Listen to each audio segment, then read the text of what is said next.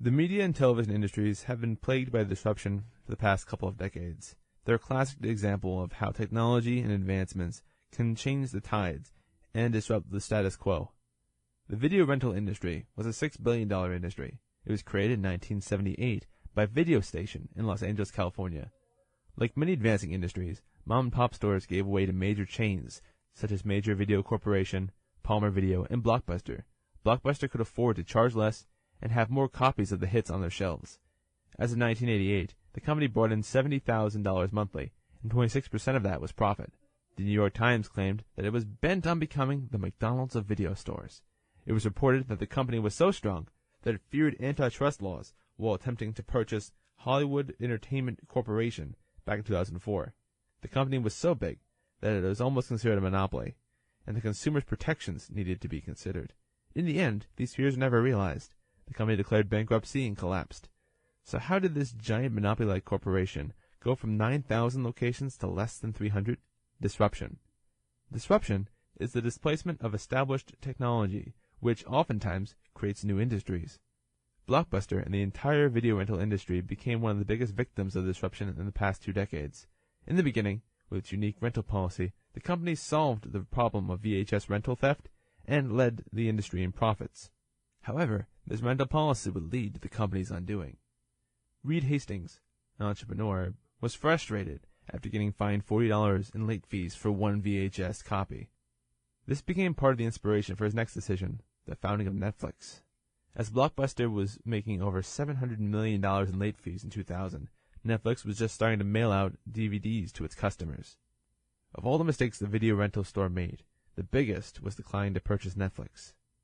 Multiple offers were made in 2000, but Blockbuster declined to pay $50 million for the upstart. Netflix, not discouraged, went public in 2002. In an attempt to compete with Netflix directly, the company launched its own DVD mailing service in 2004. Netflix would sue for patent infringement, forcing Blockbuster to pay $4.1 million. To make the company look more attractive, Blockbuster began a weekly grace period for rentals in 2005. This led to a flatter operating income for the year, and so to compensate, the company decreased its marketing budget. The company would create its own streaming service, Blockbuster On Demand, but it was too late. The company was delisted from the stock exchange in 2010 and filed for Chapter 11 bankruptcy. The problem was that Netflix disrupted the industry. As technology advanced, the company led the charge towards customer-oriented, convenience-oriented movie rental. As its history shows, Blockbuster kept trying to fight the tide. Blockbuster went from the greatest to gone in less than a decade, peaking in power in the mid-2000s, and then bankrupt in 2011. So what can be learned from the Blockbuster story? Never settle. Innovation is always around the corner, and one company's policy can give way to a whole new set of consumer demands. Netflix now carries the torch in the media world. As Blockbuster was falling, Netflix and other streaming services will continue to disrupt the industry. Part 2. Online streaming. While streaming services currently reign supreme for consuming content, there are times that due to contract and license agreements, they fail to have the content consumers want. This leaves viewers having to search out in other areas of the internet. Some may turn to additional streaming services in an attempt to bridge the gap, but very few take this route. According to a study performed by Nielsen, 30% of American households subscribe to one video service, while only 10% of them hold subscriptions to 2 streaming services. Consumers don't want to pay for additional content, so they turn to unlicensed streaming of content. You can Google search for any TV show or movie, and within seconds find a link to instantly stream the media.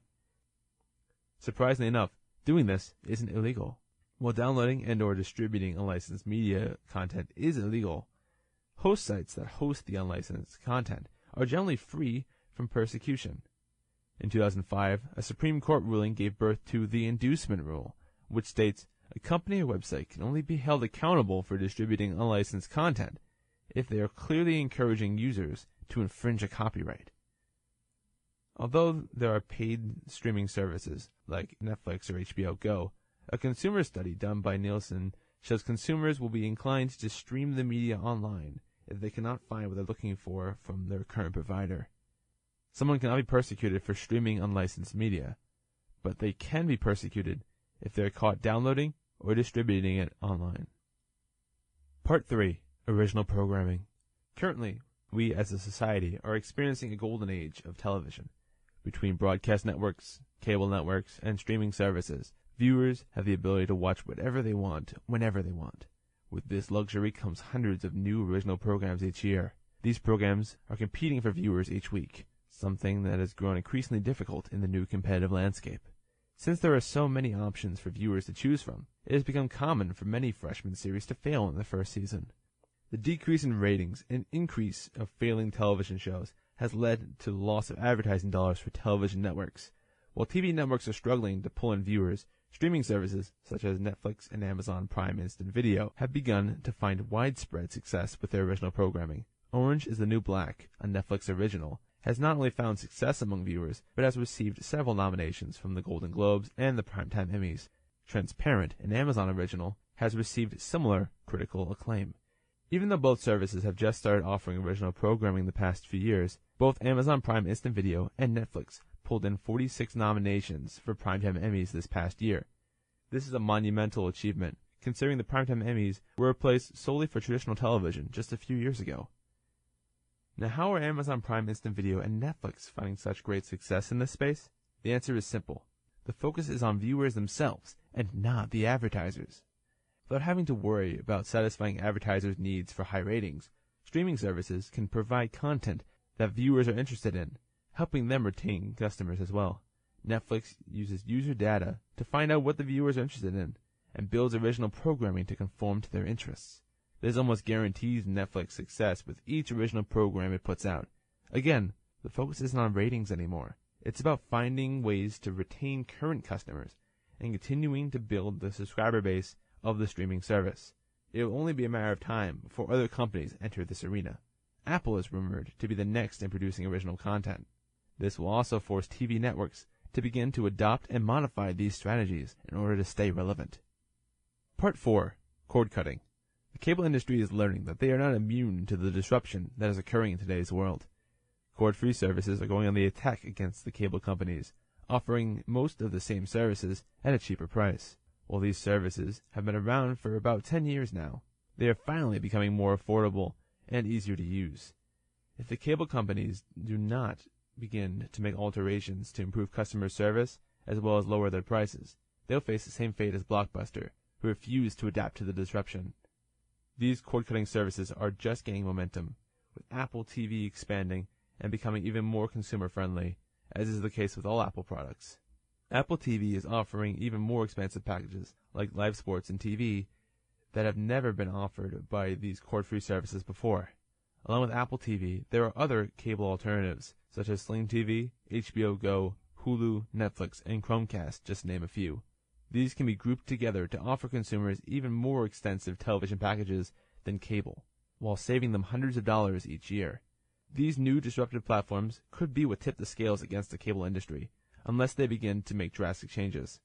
Due to the advances of all of these cord-free services, investors are weary of the cable industry. As of now, cable is still seen as a good investment. However, if current trends continue and cable industries refuse to adapt, they will soon end up extinct, and we will live in a cable-free world. The only current thing that cable companies can hang their hats on is that they offer the only service that consistently will give viewers live news and sports.